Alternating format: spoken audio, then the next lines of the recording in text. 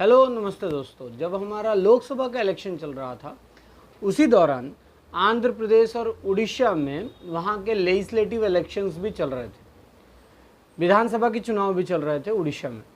तो उड़ीसा में अभी तक वहाँ पे जो मुख्यमंत्री थे वो नवीन पटनायक जी थे। 2000 साल से अभी तक 24 साल का कार्यकाल रहा है। एक महीने से रह गए हैं, नहीं तो उनका सबसे लॉन्गेस्ट रिकॉर्ड होता एज ए सीएम। लेकिन हाल फिलहाल जो इलेक्शंस हुए लेजिस्लेटिव असेंबली के, उसमें उनकी पार्टी नवीन पटनायक जी की पार्टी बीजेडी बीजू दल वो हार गई है और इसीलिए उनका जो कार्यकाल है नवीन पटनायक जी की वो खत्म हो चुकी है। और इसके बाद अब इस दौरान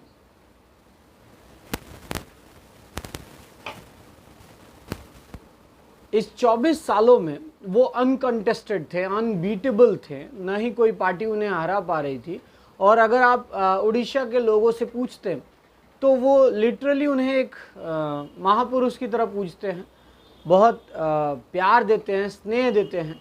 इसीलिए 24 साल तक वो बिना किसी कंप्लेन के जीतते रहे। उन्होंने उड़ीसा में मेडिकल इंफ्रास्ट्रक्चर अच्छे किए, बहुत सारे ग्राउंड्स अच्छे किए हैं, वहाँ पे जो टूरिज़्म है वो काफ़ी बढ़ चुका है। तो नवीन पटनायक एक बहुत सशक्त नेता थे और काफ़ी अच्छे नेता थे जिनके ऊपर कोई दाग नहीं था।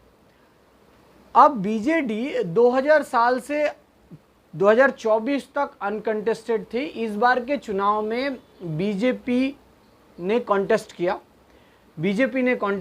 बीजेडी के साथ। बीजेपी को इस बार 78 सीट्स मिले। वहाँ के विधानसभा में 147 सीट्स हैं, जिसमें से बीजेपी को 78 सीट्स मिले, बीजेडी को 51 मिले हैं और कुछ कांग्रेस को मिले हैं 14 सीट्स। लेकिन कांग्रेस और बीजेडी को मिला के भी वो गद्दी नहीं बन सकती। और अब नवीन पटनायक जिस उम्र में आ चुके हैं कि अब वो सही में हेल्थ वाइज अब कॉम्पिटेंट नहीं है, उनकी उम्र अब परमिट नहीं करती कि वो बहुत दिन तक गद्दी चला पाएंगे। इसलिए इस दौरान जब उनकी तबीयत भी गड़बड़ थी, या जब चुनाव से पहले जब उनकी तबीयत गड़बड़ थी, तो वो एक ब्यूरोक्रेट की मदद ले रहे थे जिसका नाम है वीके पांडियन।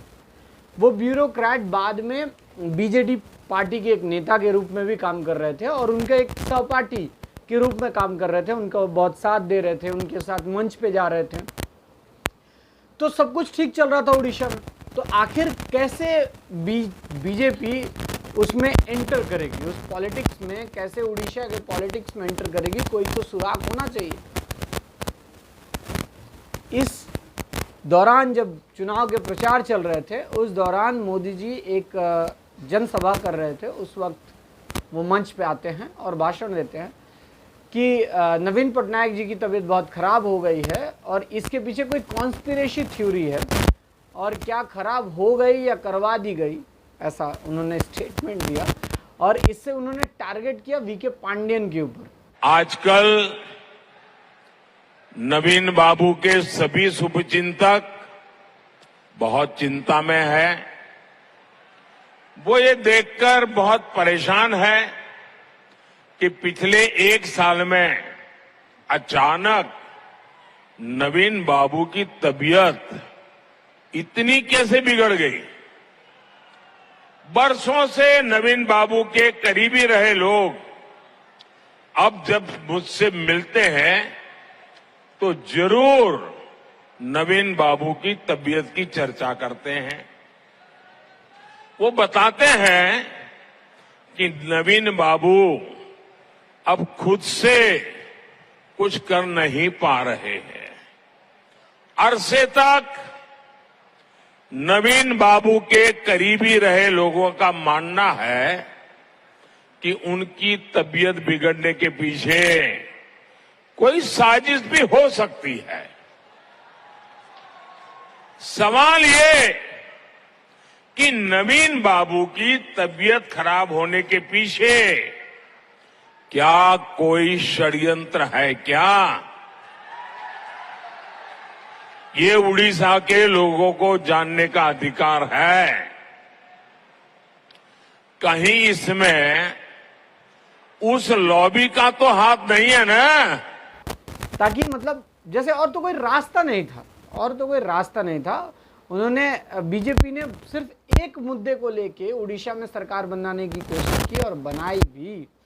उन्होंने कोशिश किया कि जो उड़ीसा के सीएम थे नवीन पटनायक जी, उनकी तबीयत खराब है और ये कोई कॉन्स्पिरेसी का हिस्सा है।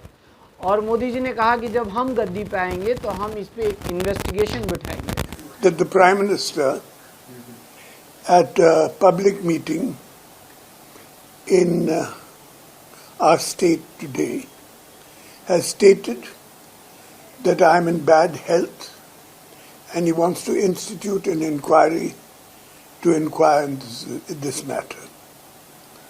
If he was so concerned about my health, and he has stated publicly before that I'm a good friend of his, all he had to do was pick up a telephone and ring me up and ask me about his health, about my health. I understand there are a number of people of the Bharatiya Janata Party from Odisha and Delhi who have been spreading this rumor about my health for the last 10 years. Let me assure the Prime Minister that I am in perfect health and I have been campaigning in our state for the last month. Instead of concerning himself about such rumors, he should concentrate on the revision of coal royalty for our state and also our demand for special category.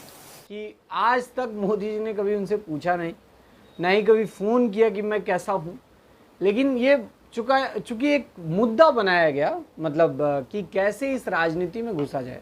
इस राजनीति में घुसने के लिए किसी को तो target करना पड़ेगा और वो टारगेट बने वीके पांडियन, जो कि एक ब्यूरोक्रेट्स थे। और इसके चलते बीजेडी का कार्यकाल खत्म हो गया। ये सबसे पहले लाइमलाइट में आया था जब नवीन पटनायक एक जगह पे भाषण दे रहे थे और उनका हाथ कांप रहा था। योजना बोलो की मिशन आपन मोटे को BSKY योजना बोलो की मिशन शक्ति। और फिर वीके पांडियन ने उनका हाथ खींचा और डाइस पे लेके आया और ये मुद्दा एक बहुत विशाल मुद्दा बना।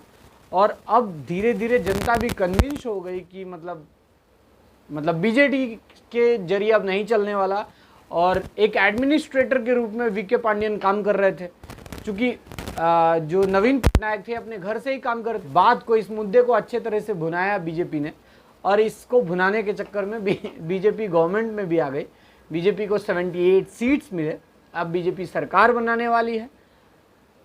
अब बीजेपी ने अपना नया चेहरा खड़ा किया है जो लगभग 4 बार के एमएलए हैं। मोहन चरण मांझी जो है वो 4 बार के एमएलए हैं और अब वो ओवरपास कर जाएंगे। हमारे चाहे मतलब सबके फेवरेट बहुत अच्छे नेता रहे हैं नवीन पटनायक जी। अब इनके जगह मोहन मांझी बैठेंगे एज ए सीएम उड़ीसा के और बीजेपी लीड करेगी इस गवर्नमेंट को। धन्यवाद।